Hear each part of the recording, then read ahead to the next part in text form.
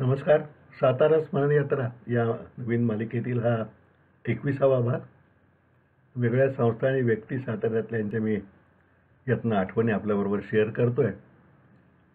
बरेचशा त्यातल्या व्यक्ती आता नाही आहेत आणि विस्मृतीत लोकांच्या गेल्यात, पण त्यांनी ज्या निरपेक्ष भावनेने समाजकार्य केलं, स्वातंत्र्यपूर्व काळात काम केलं, त्यामुळे त्यांची आठवण निदान या निमित्तानं काढणं हे मला आवश्यक वाटतं.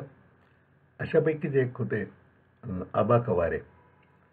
निरपेक्ष सौजन्य मूर्ती असे आबा म्हणजे खरोखरीच सार्वजनिक कार्यकर्ता कसा असावा, आणि काँग्रेसच तेव्हा सगळीकडे होती, त्यामुळे काँग्रेस कार्यकर्ता कसा असावा तेव्हाच्या काँग्रेसचा, याचं आबा म्हणजे मूर्तिमंत उदाहरण होतं असं वाटतं मला.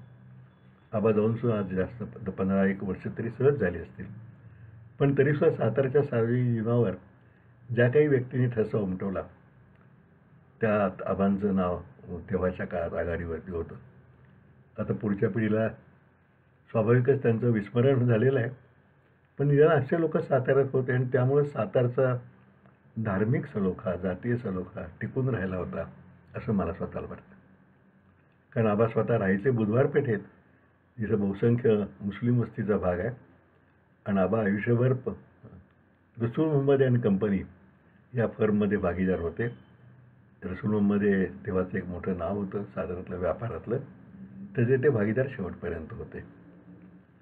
आणि दोन्ही समाजामध्ये आबांचा शब्द एक प्रमाण मानला जायचा. अशा आबांच्या आठवणी आज आपण शेअर करूया. निरपेक्ष सौजन्य मूर्ती आबा कवारे. आपण दुसऱ्यासाठी काही थोडं काम केलं तरी आपली त्याच्याकडून काही ना काही अपेक्षा असते. पण काही जरी आपण कोणीतरी तिकीट लागलं सिनेमाचं, नाटकाचं, तर कोणीतरी ओळख काढून मिळवतो, आणि मग ते नाही आपण जायला जमलं नाही तर कुणाला तरी दुसरा विकतोसुद्धा.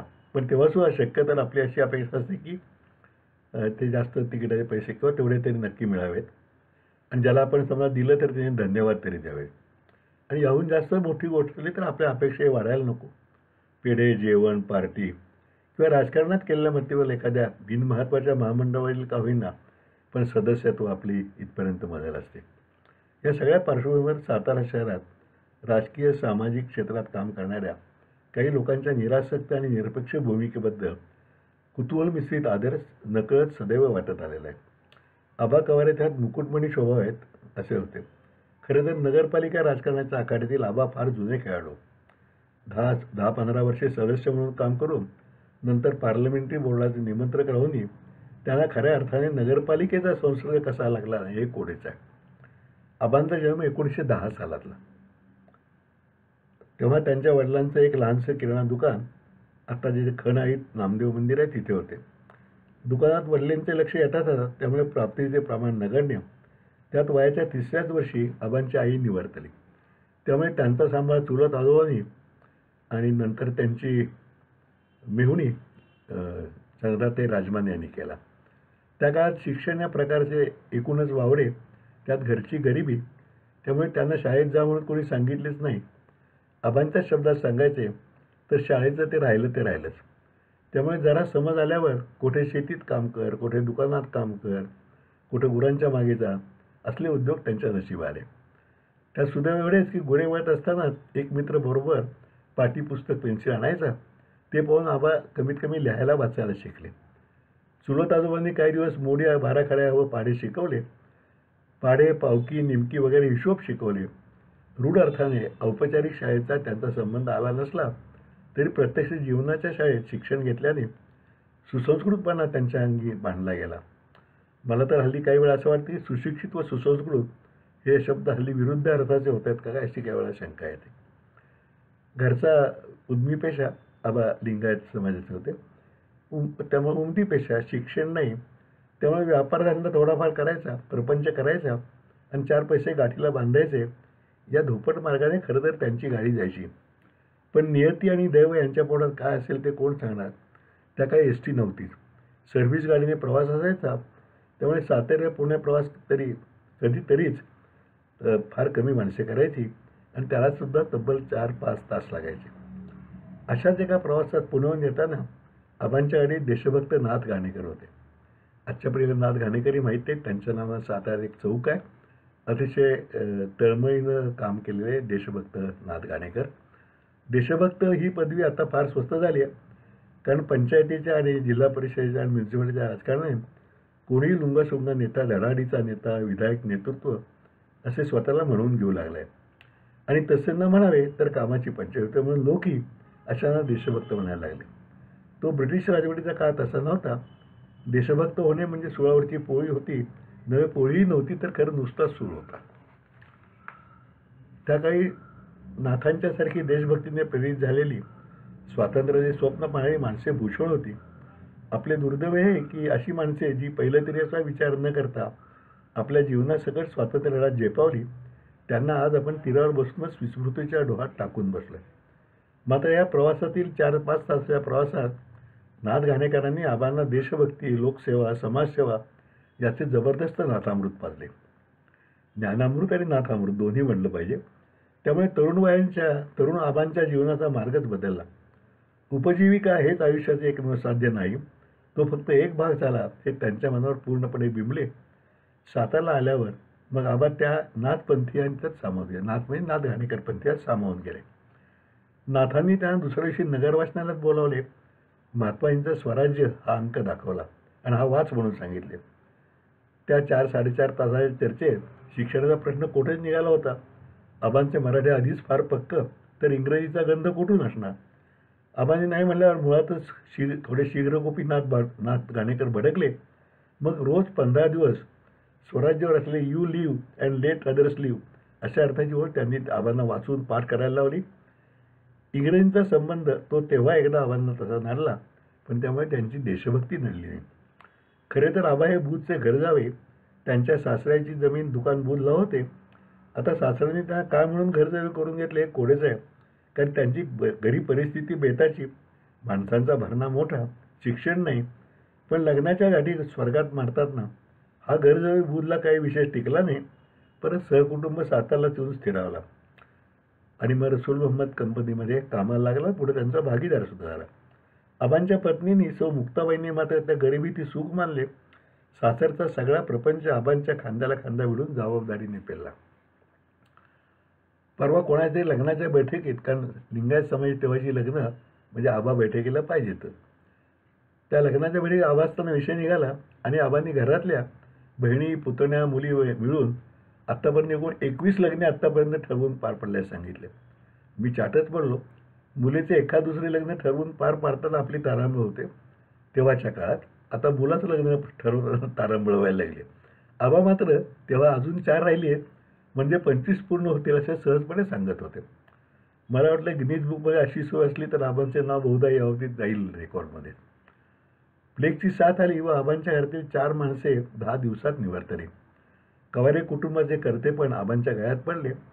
कुटुंब मोठे आणि मिळकत तुटपुंजी, वडिलांचा आधार नाही, कर्जाचा बोजा, या सगळ्या पसारून कुठे धंदा कर, कुठे बैलगाडीचे भाडे कर, शेतीत लक्ष दे, अशी त्यांची तारेवरची कसरत सुरू होती. त्यात देशभक्तीचे वारे कानात शिरलेले.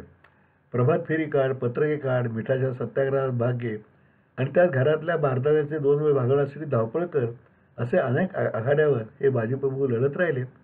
पण या लढाईत त्यांची चांगुलपणावरची निष्ठा कधी सुटली नाही. कोणाच्या पै पावण्याचा मोहही त्यांना कधी पडला नाही. बुध हे पत्री सरकारचे म्हणजे 1942 सालचा जो स्वातंत्र्य लढा होता, 42चा, जेव्हा साताऱ्यात पत्री सरकार स्थापन झालं त्याला तेव्हा पत्री सरकार म्हणायचे. बुध हे तेव्हाच्या पत्री सरकारचे महत्त्वाचे ठाणे होते. बुधचे बापूराव कचरे दिवाणजी या टोपण नावाने या भागातील चळवळीचे नेतृत्व करत होते. बाबूराव कचरे यांचं नाव, टोपण नाव दिवाणजी होतं. त्यामुळे सातारा शहरात त्यांना या जावयाचा चांगला आधार होता. आबांचे घर म्हणजे तेव्हा बऱ्याच भूमिगत कार्यकर्त्यांना हक्काचे घर होते.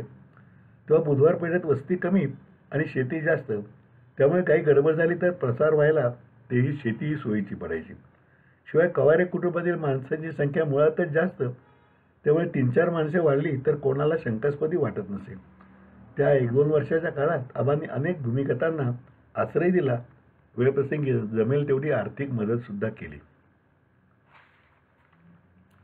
देऊरचे पाटील तेव्हा ब्रिटिशांचे निष्ठावंत, त्यामुळे त्यांच्यावर त्यांच्या घरी क्रांतिकारकांनी दरोडा टाकला.